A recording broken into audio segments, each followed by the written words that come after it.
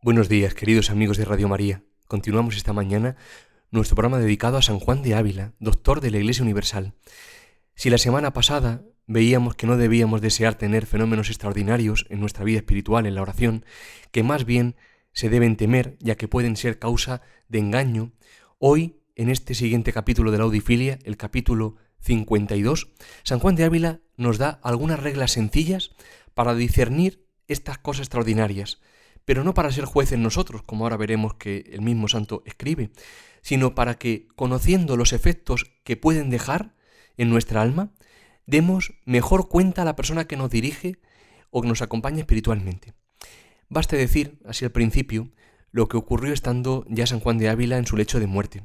Llegando a su habitación, en esta casita de Montilla, el padre superior de la Compañía de Jesús, del Colegio de la Compañía, dijo al maestro, claro, con la intención de consolarle, que Dios le estaría dando muchas consolaciones en este momento.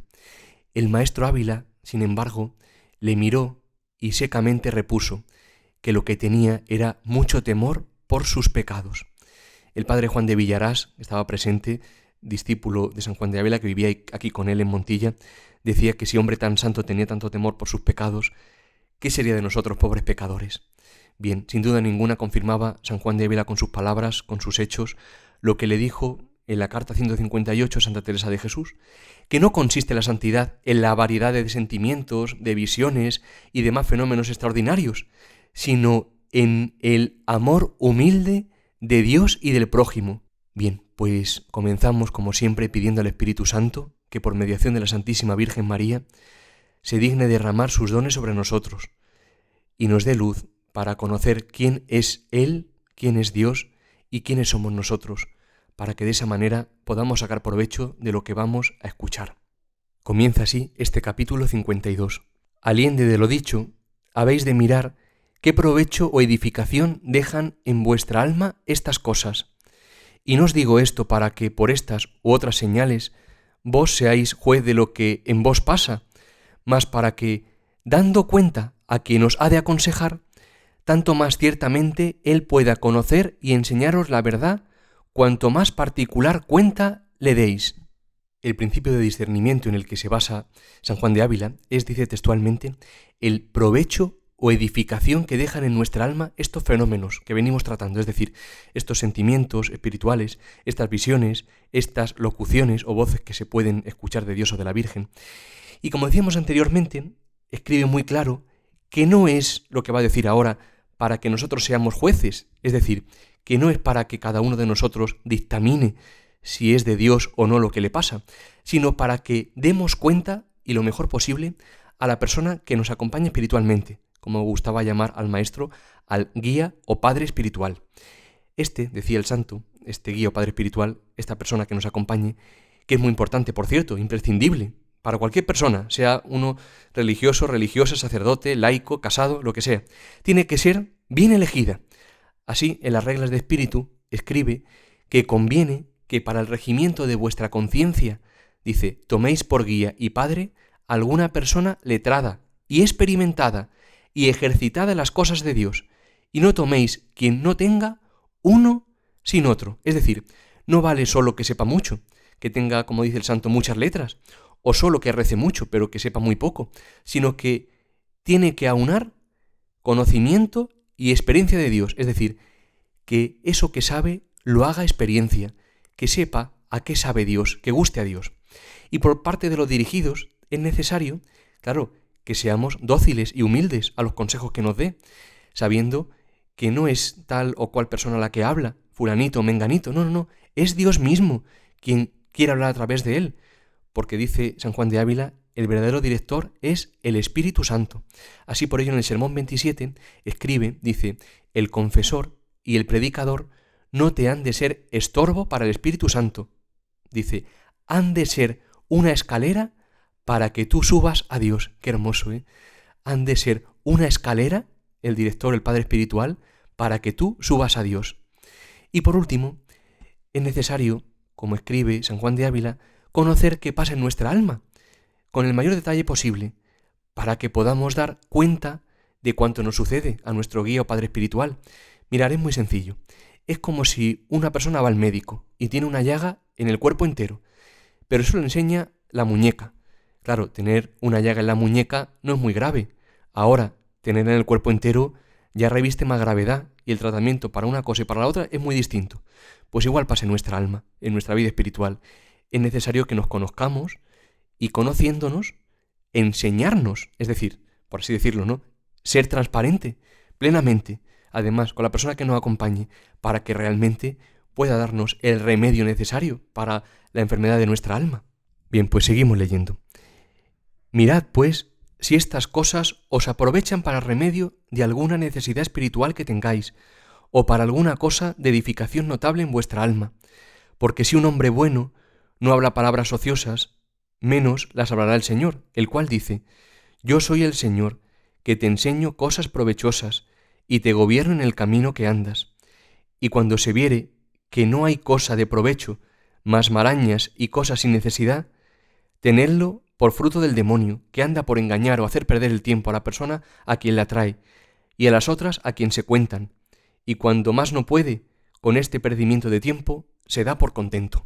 Bien, el criterio de discernimiento, o mejor dicho, la cuestión que nos deja San Juan de Ávila para que examinemos, es qué provecho deja en nuestra alma estas cosas que puedan ocurrir, que básicamente, como ahora veremos, ahora más adelante, se sintetizan en dos cosas muy sencillas: si dejan humildad o dejan soberbia. Este sería el principal provecho, porque si decimos que la santidad no es sino amor humilde a Dios y al prójimo, si lo que ocurre es que nos dejen más soberbia, pues mal camino lleva eso. Mirad, es muy sencillo.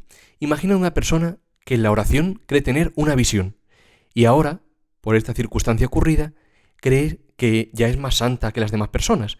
Y pensad, por ejemplo, en una religiosa en su convento, en su comunidad, que ha tenido una visión y ahora ella piensa que por tener esa visión o esa experiencia o ese sentimiento muy especial en la oración, ya es más santa que las demás hermanas, y eso le lleva además a colocarse en un escalón superior, aunque no lo diga a los demás, pero ella ya se coloca en un escalón superior. Y además esto le lleva a estar entretenida, pensando en ello a cada rato. Bien, parece que no es muy de Dios. Fijaos en cambio qué curioso. Santa Bernadette, toda la conocéis, Bernardita, Santa Bernardita, esta pastorcita de Lourdes que recibió las revelaciones de la Virgen, en la que confirmaba que era la Inmaculada Concepción, y que ingresó unos 6 años después de esta primera aparición, en un convento, en una congregación religiosa, escribe en su testamento espiritual algo digno de ser leído, todo lo opuesto del ejemplillo que hemos dicho anteriormente. Dice así: porque la Madre Josefa anunciase que no sirvo para nada, te doy las gracias, Señor, por el sarcasmo de la Madre Maestra, por su dura voz, por sus injusticias, por su ironía y por el pan de la humillación. Te doy gracias. Gracias, Señor, por haber sido como soy, porque la Madre Teresa pudiese decir de mí: jamás le cedáis lo suficiente. Doy las gracias por haber sido una privilegiada en la indicación de mis defectos, y que otras hermanas pudieran decir: qué suerte que no soy Bernardita. Bien, creo que sobran las palabras. Aquí se muestra cómo esta visión de la Virgen, esta revelación tan extraordinaria que tuvo Santa Bernardita, no la dejó en más soberbia, todo lo contrario, la dejó y fue causa de una profunda humillación para ella, como a tantos otros santos, los pastorcitos de Fátima y más que se podrían decir. Bien, pues proseguimos con nuestra lectura. Como hemos dicho, San Juan de Ávila nos advierte que examinemos qué provecho deja en nuestra alma estas cosas. Y en este siguiente punto se va a detener en la humildad. Es largo, pero conviene escucharlo con atención. Dice así: y entre las cosas que habéis de mirar que se obran en vuestra alma, la principal sea si os dejan más humillada que antes, porque la humildad, como dice un doctor, pone tal peso en la moneda espiritual que suficientemente la distingue de la falsa y liviana moneda, porque según dice San Gregorio, evidentísima señal de los escogidos es la humildad, y de los reprobados es la soberbia. Mirad, pues, qué rastro queda en vuestra alma de la visión o consolación o espiritual sentimiento, y si os veis quedar más humilde y avergonzada de vuestras faltas, y con mayor reverencia y temblor de la infinita grandeza de Dios, y no tenéis deseos livianos de comunicar con otras personas aquello que os ha acaecido, ni tampoco os ocupáis mucho en mirarlo o hacer caso de ello, mas lo echáis en olvido, como cosa que puede traer alguna estima de vos. Y si alguna vez os viene a la memoria, os humilláis y os maravilláis de la gran misericordia de Dios, que a cosas tan viles hace tantas mercedes, y sentís vuestro corazón tan sosegado, y más en el propio conocimiento, como antes que aquello os viniese estabais. Alguna señal tiene esto de ser de Dios, pues es conforme a la enseñanza y verdad cristiana, que es que el hombre se abaje y desprecie en sus propios ojos, y de los bienes que de Dios recibe, se conozca por más obligado y avergonzado, atribuyendo toda la gloria a aquel de cuya mano viene todo lo bueno. Y con esto concuerda San Gregorio diciendo: el alma que es llena del divino entendimiento tiene sus evidentísimas señales, conviene saber, verdad y humildad, las cuales entre ambas, si perfectamente en un alma se juntan, es cosa notoria que dan testimonio de la presencia del Espíritu Santo. Acabamos de escuchar una preciosa exposición de lo que es la humildad. San Juan de Ávila ha puesto muy buenos ejemplos, especialmente de San Gregorio Magno, otro doctor de la Iglesia, sobre esta gran virtud que nos hace caer en la cuenta de la importancia que tiene en nuestra vida, es decir, del cimiento que supone en nuestra alma, sin el cual, sin la humildad, es imposible que Dios construya el edificio de la santidad. Por ello, Santo Tomás de Aquino dirá que la humildad es la llave que nos abre los tesoros de la gracia, la llave que abre todos los tesoros de la gracia que Dios quiere darnos. Pero podríamos así, de forma sintética, definir la humildad para que nos ayude a cada uno a comprenderla. Podríamos definirla así, como digo, de forma sencilla, como una virtud sobrenatural que nos inclina a estimarnos justamente en lo que valemos, en lo que somos. ¿Por medio de qué? Del conocimiento exacto de nosotros mismos. Es decir, la humildad se fundamenta en dos cosas: en la verdad y en la justicia. Por la verdad nos conocemos como somos, y por la justicia nos inclinamos a tratarnos como lo que somos, como tal. Por ello Santa Teresa de Jesús dirá esta frase tan conocida, que la humildad es andar en verdad. San Juan de Ávila, como digo, ha dicho que la humildad es lo que distingue la vida espiritual, lo verdadero de lo falso. Dice, pone tal peso en la moneda espiritual que suficientemente la distingue de la falsa moneda.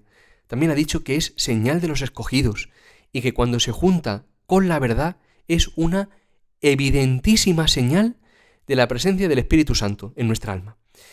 Bien, ¿y la humildad qué comporta? Porque la humildad no se queda, por supuesto, en una nebulosa perdida, sino que la humildad se concreta en la vida. Pues la humildad comporta, y esto es importante, un verdadero temor de Dios, que nos mueve a guardar los mandamientos, es decir, por nada del mundo me quiero separar de Dios. La sumisión de nuestra voluntad a la voluntad de Dios. La obediencia en el caso de los religiosos, los sacerdotes, las personas consagradas quizás de un modo más explícito, la obediencia a los superiores, por amor a Dios. La paciencia en las dificultades. La declaración de las faltas a nuestro Padre Espiritual fuera de la confesión. Humilla de alguna manera que uno a su Padre Espiritual le declare las faltas, quizás sencillas, que ha cometido fuera de la confesión. Tenerse de corazón por el último de los hombres, por el más vil. Y también externamente, como manifestación del interior, se manifiesta no queriendo singularizarse, es decir, no queriendo hacer cosas llamativas o extraordinarias para ser admirados, aunque no sea quizás con ese propósito, pero al fin y al cabo, cuando hacemos cosas llamativas o extraordinarias, inconscientemente puede estar moviéndonos un deseo de singularidad. Por el silencio, es decir, callar cuando no seamos preguntados, por el recato en el hablar y en el reír, no riéndonos por cosas groseras o de forma burlona, por la modestia en el porte exterior, es decir, por la manera en la que caminamos, la manera en la que... Bien, pueden enseñarse quizás otras más, sin duda, pero sí es importante que nos ayuden a examinarnos sabiendo siempre que lo exterior no será sino una manifestación, en todo caso, del interior. Continuamos leyendo. Ahora San Juan de Ávila se detiene en examinar el otro efecto que puede dejar en nuestra alma estos fenómenos extraordinarios, que es la soberbia. Y escribe así: mas cuando es engaño del demonio, es muy al revés, porque o al principio o al cabo de la revelación o consolación se siente el ánima liviana y deseosa de hablar lo que siente, y con alguna estima de sí y de su propio juicio, pensando que ha de hacer Dios grandes cosas en ella y por ella, y no tiene gana de pensar sus defectos, ni de ser reprendida de otros, mas todo su hecho es hablar y revolver en su memoria aquella cosa que tiene, y de ella querría que hablasen los otros. Cuando estas señales y otras que demuestran liviandad de corazón, viereis, pronunciarse puede sin duda ninguna que anda por allí el espíritu del demonio. Básicamente, todo lo opuesto a lo que antes veíamos. Si la humildad no llevaba a un recato en el hablar, a un tenerse por el más vil, a obedecer a los superiores o a tener paciencia en las dificultades o en las humillaciones, cuando por el contrario después de estos fenómenos, de estas posibles visiones o sentimientos extraordinarios, nos encontramos sin embargo muy deseosos de que todos sepan lo que nos ha ocurrido, muy poco recogidos en el Señor, más bien lo contrario, como dice aquí el santo, con el alma liviana, es decir, con el alma muy derramada en las cosas de fuera, sin dejarse afianzar por el peso de Dios en el corazón, deseosa el alma de cosas mundanas, creyéndose además mejor que los demás, autosuficiente. Entonces dice el maestro, es señal de que no es de Dios, de que ahí no anda el Espíritu de Dios, que es siempre humilde y manso, que pacifica, sino más bien el espíritu del soberbio Lucifer y rey de soberbios, que quiere servirse de estas supuestas revelaciones o espirituales sentimientos para echarnos con ellas redes y cadenas, como dirá San Ignacio en la meditación de las dos banderas de los ejercicios, es decir, para llevarnos a codiciar aún más estas supuestas riquezas espirituales, para después llevarnos a un vano honor mundano y por último a una crecida soberbia, el gran enemigo del corazón y de toda la vida espiritual, y de aquí además a todos los vicios. Por ello San Juan de Ávila escribe, ¿sabe el demonio cuánto desagrada la soberbia a Dios y cómo ella sola basta a hacer inútil todo lo demás que el hombre tuviere, por bueno que parezca? Vamos a escucharlo otra vez porque es una frase preciosa. ¿Sabe el demonio cuánto desagrada la soberbia a Dios y cómo ella sola basta para hacer inútil todo lo demás que el hombre hiciere, por bueno que parezca? Por ello, escribirá taxativamente San Juan de Ávila en el Sermón 66, que de la soberbia todos los males y de la humildad todos los bienes. Vamos finalizando ya con el último párrafo, donde vuelve a traernos el maestro Ávila la importancia de que estas cosas que pudiesen ocurrirnos traigan al alma, dejen en el alma una profunda humildad para conocer que realmente sean de Dios. Escribe así, y de ninguna cosa que en vos acaezca, por buena que os parezca, ora sean lágrimas, ora sean consuelos, ahora sea conocimiento de cosas de Dios, y aunque sea ser subida hasta el tercer cielo, si vuestra alma no queda con profunda humildad, no os fiéis de cosa ninguna ni la recibáis, porque mientras más alta es, más peligrosa es, y os ha de hacer mayor caída. Pedid a Dios su gracia para conoceros y humillaros, y sobre todo esto, deos más lo que fuere servido, mas faltando esto, es decir, la humildad, todo lo otro, por precioso que parezca, no es oro, sino oropel, y no harina de mantenimiento, sino ceniza de liviandad. Tiene este mal la soberbia, que despoja el alma de la verdadera gracia de Dios, y si algunos bienes le deja, falsificados para que no agraden a Dios, y sean ocasión al que los tiene de mayor caída. Leemos de nuestro Redentor que cuando apareció a sus discípulos el día de su ascensión, primero les reprendió la incredulidad y dureza de corazón, y después les mandó ir a predicar, dándoles poder para hacer muchos y grandes milagros, dando a entender que a quien Él levanta a grandes cosas, primero le abate en sí mismo, dándole conocimiento de sus propias flaquezas, para que, aunque vuelen sobre los cielos, queden asidos a su propia bajeza, sin poder atribuir a sí mismos otra cosa sino su indignidad. Señala aquí por último San Juan de Ávila algo muy sencillo y a la vez muy importante, y es que si Dios quiere levantar a un alma a grandes cosas, primero, como buen padre, tiene que hacerle ver que es imposible que eso que está ocurriendo se deba a sus dones naturales, es decir, que se deba a su capacidad, a lo bueno y santo que por sí mismo es, sino que tiene que hacerle ver que es solo obra suya, obra de Dios. De lo contrario, le estaría precipitando a una gran soberbia y por tanto a la condenación. Para ello, Dios permitirá a veces en la vida tentaciones, fracasos, humillaciones, que le hagan comprender al alma que si alguna cosa grande ocurre, no se debe a ella misma, sino que es pura gracia de Dios, pura misericordia suya. A este respecto, parece que puede resultar muy iluminador lo que San Pío de Pietrelcina, el Padre Pío, escribe en una carta una dirigida suya y que se propone en la liturgia de las horas como lectura del oficio el día de su memoria, que es el día 23 de septiembre. Además, fácilmente denota lo que él mismo está viviendo, lo que a él mismo le ha ocurrido en su alma. Bien, escribe así: toda alma destinada a la gloria eterna puede ser considerada una piedra constituida para levantar un edificio eterno. Al constructor que busca erigir una edificación, le conviene ante todo pulir lo mejor posible las piedras que va a utilizar en la construcción. Lo consigue con el martillo y el cincel. Del mismo modo, el Padre Celeste actúa con las almas elegidas que, desde toda la eternidad, con suma sabiduría y providencia, han sido destinadas para la erección de un edificio eterno. El alma, si quiere reinar con Cristo en la gloria eterna, ha de ser pulida con golpes de martillo y cincel, que el artífice divino usa para preparar las piedras, es decir, las almas elegidas. ¿Cuáles son, se pregunta el Padre Pío, estos golpes de martillo y cincel? Hermana mía, las oscuridades, los miedos, las tentaciones de diversa índole, las tristezas del espíritu y los miedos espirituales que tienen un cierto olor a enfermedad y las molestias del cuerpo. Dad gracias a la infinita piedad del Padre, que de esta manera conduce vuestra alma a la salvación. ¿Por qué no gloriarse de estas circunstancias benévolas del mejor de todos los padres?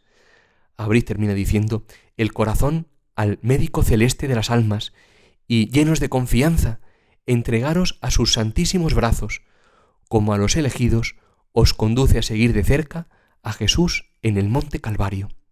Vamos ahora sí a terminar con el último y pequeño párrafo final del capítulo, que sirve de conclusión de lo que el santo desea. Escribe así: la suma, pues, de todo esto sea que tengáis cuenta de los efectos que estas cosas obran en vos, no para ser vos juez de ellas, sino para informar a quien os ha de aconsejar y vos tomar su consejo. Es decir, lo importante de lo que venimos diciendo es que tengamos en cuenta cómo actúa el Espíritu de Dios y el Espíritu del demonio, para que de esa manera, escribe muy bien, por supuesto, el maestro Ávila, informemos a nuestro Padre Espiritual, que por supuesto, claro, es imprescindible tenerlo, y si no se tiene, pedir la gracia de que Dios ponga delante de vosotros a la persona adecuada que aúne conocimiento y experiencia de Dios. Claro, y una vez conocido, informar y tomar consejo, no solo informar, que por supuesto, sino también tomar el consejo que nos dé. Bien, pues ahora ya si quieren volver a escuchar el programa pueden hacerlo en la sección podcast de www.radiomaria.es y pueden, como siempre, hacernos cualquier indicación al Padre Fernando o a un servidor en el correo electrónico sanjuandeavila@radiomaria.es. Que San Juan de Ávila interceda por nosotros ante el Señor y busquemos siempre el reino de Dios y su justicia, es decir, que vivamos en un gran deseo de verdadera humildad, sabiendo que todo lo demás se nos dará por añadidura. Buenos días, queridos amigos, y que Dios os bendiga.